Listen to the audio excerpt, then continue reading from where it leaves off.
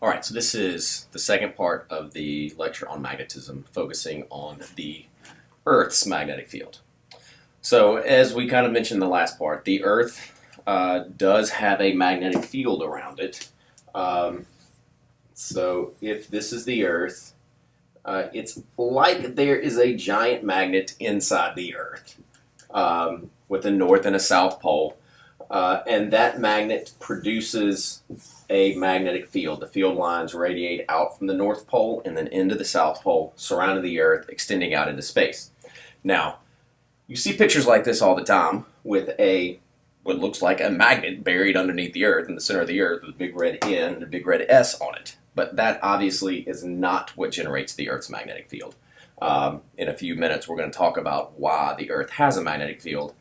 But even though this is drawn this way a lot, there is no big magnet with a red N and a red S buried in the center of the Earth. So let's look at some of the properties of the Earth's magnetic field. First, we have a north and a south pole, but they are not the same thing as the geographic north and south pole.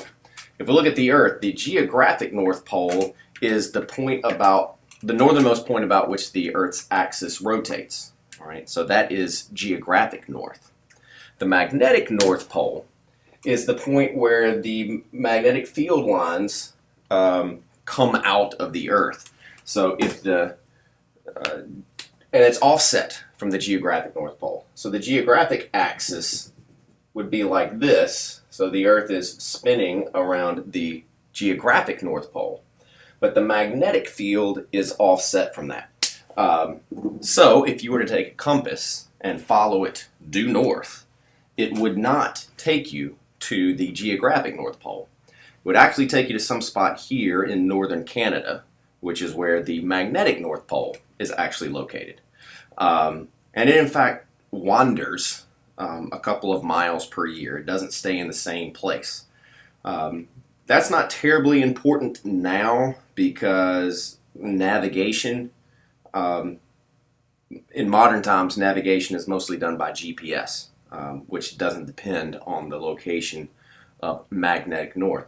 But before the GPS system was in place, people, ocean liners and aircraft primarily navigated using a compass. And so it was important to know exactly where the magnetic North Pole was in relation to geographic north, because you would have to make a correction for that discrepancy. Now, the further south you are, the less this offset matters. If we're here in Mississippi, compass pointing toward the magnetic North Pole is essentially pointing toward the geographic North Pole as well. They're both due north of us. But the farther north you go, the greater this error would be. In fact, if you were in northern Canada between the geographic North Pole and the magnetic North Pole, then your compass would actually be pointing south, 180 degrees in the wrong direction. So it was important for navigators to know exactly where magnetic north was in relation to geographic north. So every few years, they used to send an expedition into northern Canada to pinpoint the location of magnetic north so that navigational charts could be updated with that information. Another interesting thing about the magnetic pole is that the magnetic North Pole is actually a south pole. Because remember, we name these poles based on the direction that a freely suspended magnet, like a compass, will point. And the North Pole of a compass is attracted to the North Pole of the Earth. Well, remember that opposite poles attract, so it's actually being attracted to the opposite magnetic pole. So the magnetic pole that's close to the geographic North Pole is actually a magnetic South Pole. So really, this should be this, south and north, magnetically. And as I said, they are offset. So the term we give to this discrepancy, the correction needed to take into account the offset of magnetic north and geographic north, we call magnetic declination. And it gets more and more pronounced the farther north you go. Same thing happens in the South Pole too. The South Pole, we've got the geographic South Pole here. at the bottom of the Earth, and the magnetic South Pole is offset from that the same amount as the magnetic North is offset. The next thing on the slide is magnetic dip. You can forget about magnetic dip. I'm not going to ask any questions on the test about magnetic dip, so we're going to ignore that and go ahead and talk about the source of the Earth's magnetic field. What is it about the Earth that gives it a magnetic field? Like I said, it has nothing to do with some magnet buried in the Earth. All right. The reason that the Earth has a magnetic field has to do with some interesting interactions happening inside the core of the Earth. If we could take the Earth and slice it open so that we could see inside the Earth, the interior of the Earth is divided into several layers. The topmost layer, which is the thinnest, is the crust. And it is much thinner than I'm able to draw on this board here. This picture is not to scale. It's extremely thin, okay? And that's where all the continents, the oceans, the tectonic plates make up the crust. Underneath that is a layer of semi-molten rock called the mantle, and that's where the molten rock that occasionally squirts out of the ground in volcanoes forming lava and stuff. That's where that molten rock comes from. It's kind of turbulent, but it's and so motions in the mantle are what drives the tectonic activity in the crust. But it's made of primarily rock. The innermost layers of the Earth, the core of the Earth, is made of mostly iron. And the core is split up into two parts. There's an outer core and an inner core. The inner core is solid iron.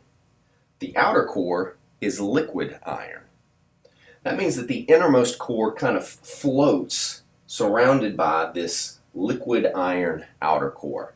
And it spins, and the axis of its rotation, since it's free to float around, is offset a little bit from the axis of rotation for the rest of the Earth. And we think that that kind of explains why the magnetic field is offset a little bit from the geographic field, from the geographic poles. Now, iron conducts electricity. So as this inner core rotates inside this liquid outer core, it creates turbulent flow of molten iron, and that generates electric currents in this molten iron outer core, basically allowing the electrically conducting, spinning core of the Earth to act like one giant magnetic domain, as we were discussing in the last video. And that is what generates this magnetic field. All right. Now, you might be wondering, how do we know what the interior of the Earth looks like? We've never been there. The deepest mines that we have ever dug barely scratch the surface of the crust. We've never dug a mine that even gets to the mantle, much less to the core. Well, the way we know what the interior of the Earth looks like, or at least have a very, very good idea of what the interior of the Earth looks like, is by very closely measuring earthquake waves. If an earthquake happens here, that sends waves through the interior of the Earth. And by measuring those waves at various geological stations around the world, we can measure those waves as they reflect and refract through the different layers of the Earth. And that gives us very good clues as to what the interior of the Earth looks like. These earthquake waves essentially allow us to look into the Earth. We can also look at different types of waves. There are, when an earthquake happens, it generates compression waves, longitudinal waves, and also transverse waves, crest and trough waves.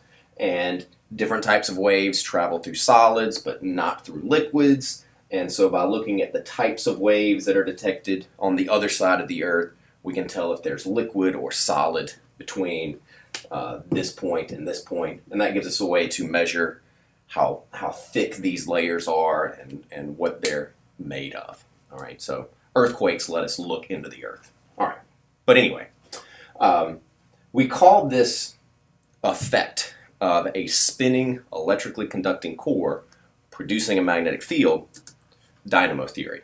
Okay, started out as a hypothesis, and through our observations of earthquake waves, looking at the makeup of the Earth's interior, looking at the strength of the Earth's magnetic field, and by looking at other planets and their magnetic fields, supported this hypothesis, and so it has been promoted to a theory.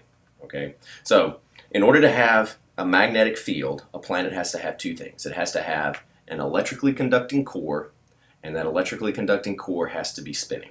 All right. So if we look at other planets and their magnetic fields, this dynamo theory is supported by those observations. For example, Venus.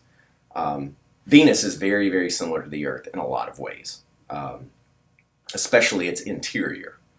Venus is about the same size as the Earth, has about the same density.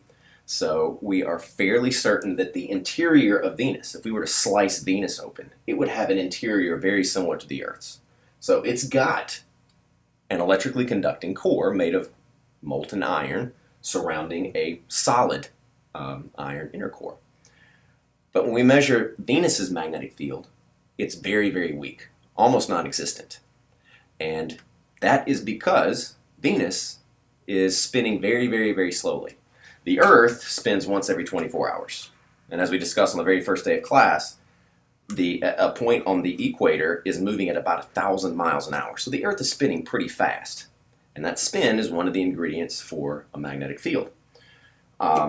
Venus, however, is spinning very, very, very slowly. One day on Venus takes something like 3 months. It takes like 3 months for Venus to rotate once. That very slow spin results in a very, very weak magnetic field. It doesn't have that turbulent flow that we have here on the Earth. Jupiter, on the other hand, spins very, very fast. One day on Jupiter lasts something like 11 hours. And it's a huge planet, so that you can imagine how quickly it is spinning to make it all the way around in 11 hours. And it has an electrically conducting core. Now, its electrically conducting interior is not iron. It's made of a different material, liquid metal hydrogen. That's not very important, but it is electrically conducting. That's the important thing. So its electrically conducting interior, its high rate of spin combined to give Jupiter one of the strongest magnetic fields in the solar system. It's another piece of evidence that supports this dynamo theory.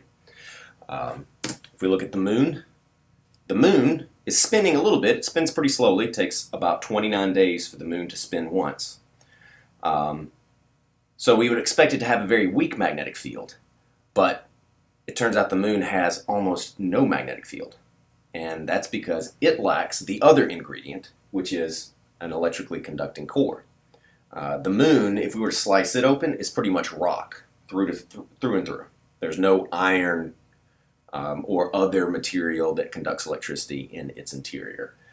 So its complete lack of an electrically conducting core means no magnetic field whatsoever. Even though it is spinning, if it had any kind of electrically conducting core, we should see some magnetic field, but we don't see anything. So these observations of magnetic fields around other planets and moons, in conjunction with our observations of the Earth, all work to support this dynamo theory for explaining why the Earth has a magnetic field.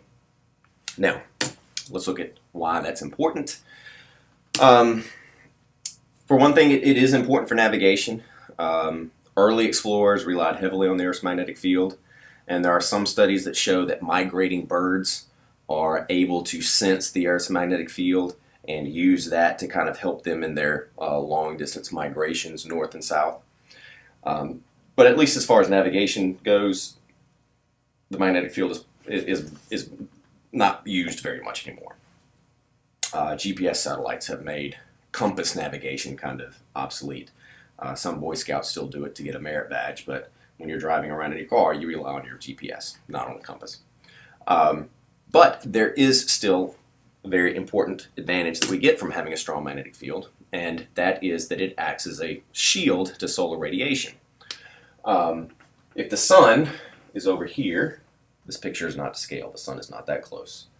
The sun sends out lots of beneficial stuff to the earth, light and heat, both the things that we need to stay alive.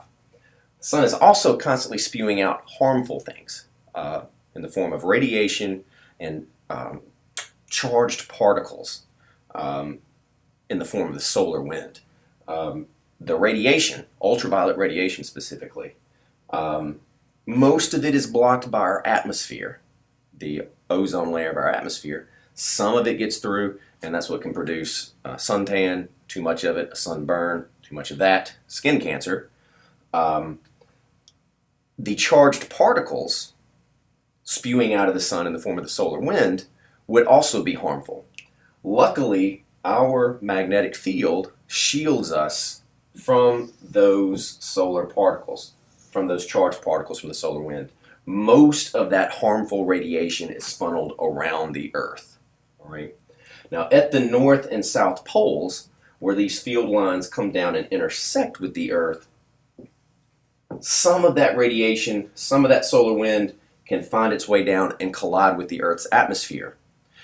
That energizes the Earth's atmosphere. Basically acts like running an electric current through the Earth's atmosphere and causes the atmosphere to literally light up like a neon light. And that's what produces the northern lights, or the aurora borealis, which literally translates to northern lights. On the South Pole, they have a similar effect called the aurora australis, which literally translates to the southern lights. Australa means southern. That's where the word Australia comes from. That literally translates to south land. So that is an effect of the interaction between our magnetic field and solar radiation. So the Earth's magnetic field is important for shielding us from the solar radiation. Now, there is a lot of evidence that shows that the Earth's magnetic field has undergone changes throughout the Earth's history. Remember how earlier I was telling you that the North Pole, magnetic pole, wanders. It's not in the same place, but it stays pretty close to the same spot. But it looks like throughout Earth's history there have been periodic times where the North Pole, and the South Pole as well, undergo a period of extreme instability, and it wanders around much more noticeably. And a compass would point you possibly to South America or somewhere in the Sahara. The North Pole will wander all over the place. And after this period of instability, which might last a few hundred or maybe a few thousand years, the magnetic pole resets itself.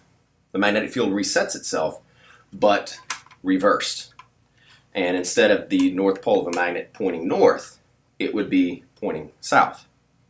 And it looks like this happens every few 100,000 years. The Earth goes through this period of instability. The magnetic field goes through a period of instability and then reversal. And then it's stable for 100,000 years, 200,000 years, and then goes through another pattern of instability and then reverses again. And it looks like this reversal has happened many times. Now, when I'm talking about a pole reversal, I'm talking about the magnetic poles reversing. The Earth's geographic poles do not reverse.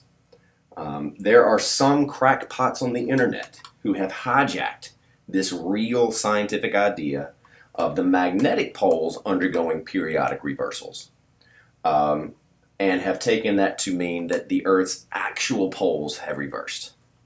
Now, we are actually due for this to happen again. We see that it happens every few 100,000 years. The last time it happened was a few 100,000 years ago. So we are due for this to happen. And there were some crackpots on the internet who predicted that this would happen on December 22nd, 2012. Which obviously it didn't. You should never listen to crackpots on the internet. Just because we are due for something, if it's on geological timescales, hundreds of thousands of years, that doesn't mean it has to happen in the next year or two. It could happen 5,000 years from now, and it's not late. So it's nothing we have to worry about. And, like I said, when this pole reversal happens, it's not like the Earth's magnetic field goes away. It's not like we're suddenly going to be zapped by solar radiation. The magnetic field is still there. It's just disorganized. So we would still have this shield from solar radiation, but compasses would not point anywhere near to north. And you might see northern lights in locations other than just the north. So there really wouldn't be any detrimental effects to most life on Earth. Some migrating birds might have problems with their migrations, but it does not look like there have been any mass extinctions that are associated with any of these reversals that have happened in the past. So it's nothing you need to worry about. All right, so that is our discussion of the Earth's magnetic field. When we come back on Wednesday, we will pick up with electromagnetism. So don't forget to take the online quiz through Blackboard related to this material covered in these two videos. See you Wednesday.